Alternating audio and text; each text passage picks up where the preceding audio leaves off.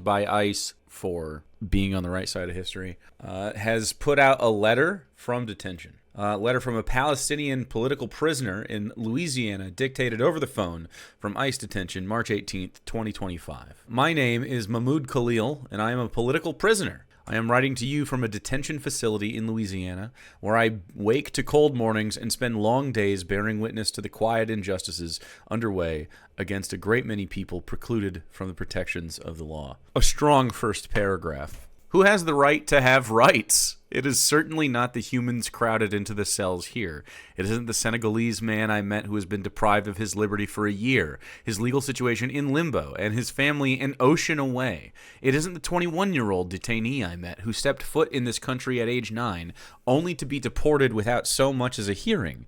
Justice escapes the contours of this nation's immigration facilities. There's no reason. I think just even from a cold, hard, neoliberal, I just want to balance the budget perspective, I think it doesn't make any sense to detain people for years, for months, in inhumane conditions for crimes that aren't crimes. They're trying to move across the planet we all share.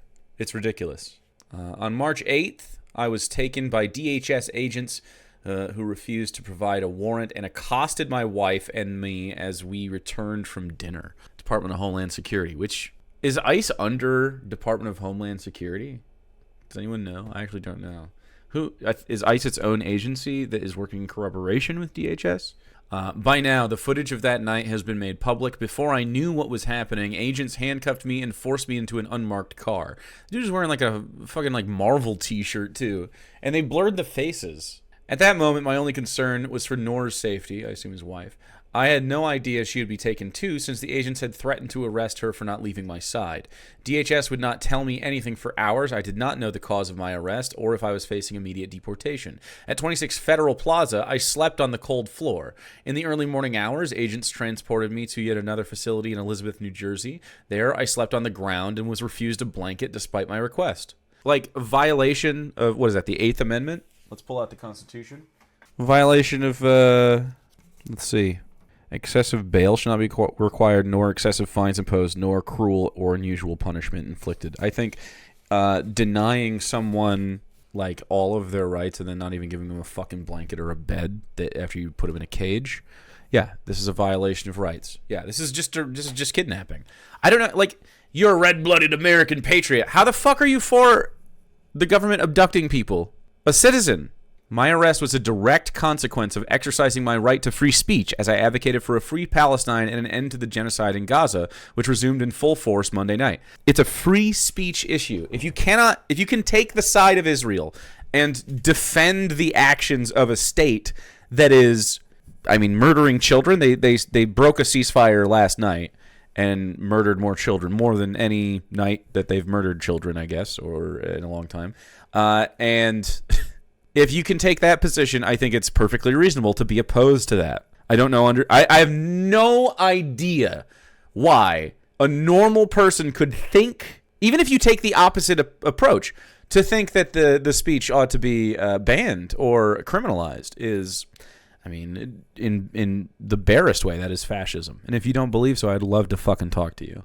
With January ceasefire now broken, parents in Gaza are once again cradling two small shrouds, and families are forced to waste starvation and displacement against bombs. It is our moral imperative to persist in the struggle for their complete freedom. I agree.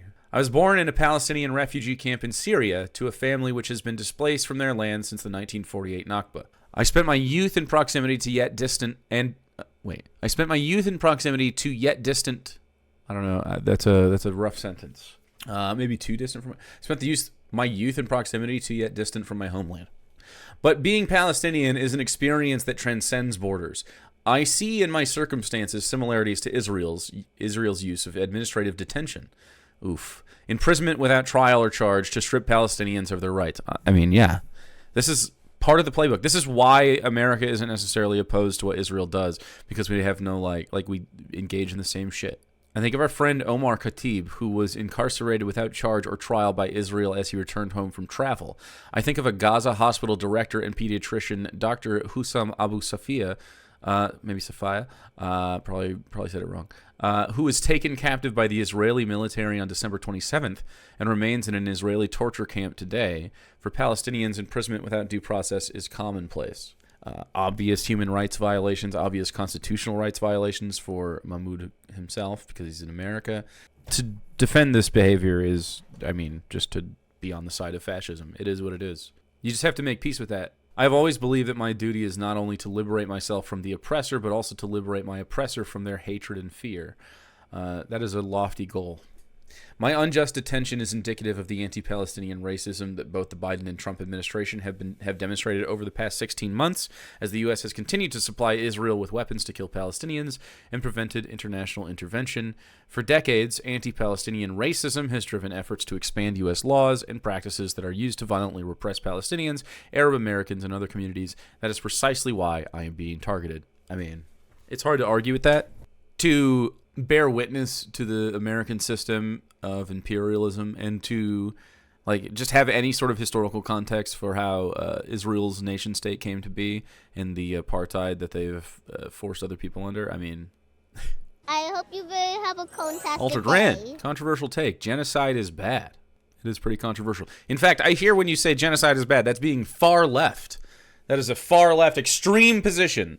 No, we shouldn't ethnically cleanse people behind a wall we place them. I'm very extreme for this. While I await legal decisions that hold the futures of my wife and child in the balance, those who enabled my targeting remain comfortably at Columbia University. Presidents Shafiq Armstrong and Dean Yaramillo laid the groundwork for the U.S. government to target me by arbitrarily disciplining pro-Palestinian students and allowing viral doxing campaigns based on a racism and disinformation to go unchecked.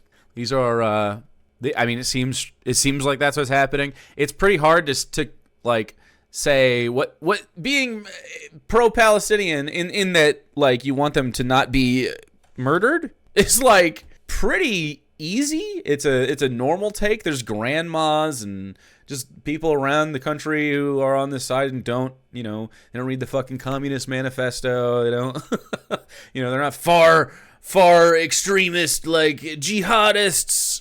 They're just people that don't like seeing dead kids, just with empathy. To call it, anti-Semitism or whatever is insane. I think it's anti-Semitic to normalize Israel's behavior and say, yeah, this is normal to do. This is how the Jewish state ought to act. Columbia targeted me for my activism, creating a new authoritarian disciplinary office to bypass due process and silence students criticizing Israel. Columbia surrendered to federal pressure by disclosing students' records to Congress and yielding to the Trump administration's latest threats. My arrest, the expulsion or suspension of at least 22 Columbia students, some stripped of their BA degrees just weeks before graduation, and the expulsion of SWC President Grant Minor on the eve of contract negotiations are clear examples. Frankly, I think if you strip someone of their degree that they paid you for, they should be able to sue the fuck out of you and get all their money back. What a fucking racket. What a disgusting disgrace. If anything, my detention is a testament to the strength of the student movement in shifting public opinion toward Palestinian liberation. Students have long been at the forefront of change, leading the charge against the Vietnam War, standing on the front lines of the civil rights movement, and driving the struggle against apartheid in South Africa. Facts. Today, too, even the public has yet to fully grasp it. It is students who steer us toward truth and justice. The Trump administration is targeting me as a part of a broader strategy to suppress dissent. Visa holders, green card carriers, and citizens alike will all be targeted for their political beliefs. In the weeks ahead, students, advocates, and elected officials must unite to defend the right to protest for Palestine. At stake are not just our voices, but the fundamental civil liberties of all. Knowing fully that this moment transcends my individual circumstances, I hope nonetheless to be free to witness the birth of my firstborn child. And ought to be. And fucking ought to be. In conclusion, it seems that unlawfully detaining people, violating their constitutional rights, specifically the Eighth Amendment. I do not understand how, if you think you're a fucking patriot or whatever, how you can be for this administration. I think you're deeply misled. I think you have succumbed to propaganda, and you don't have to be this way. You don't have to remain an idiot. And worse still, you don't have to remain complicit to the evils of this system. You and your family and your community deserve better. 30 days until this absurd administration decides whether or not to declare martial law by enacting the Sedition Act. Cool! I don't think I have much more to say on that besides Free Mahmoud Khalil. Free Luigi. Free Palestine.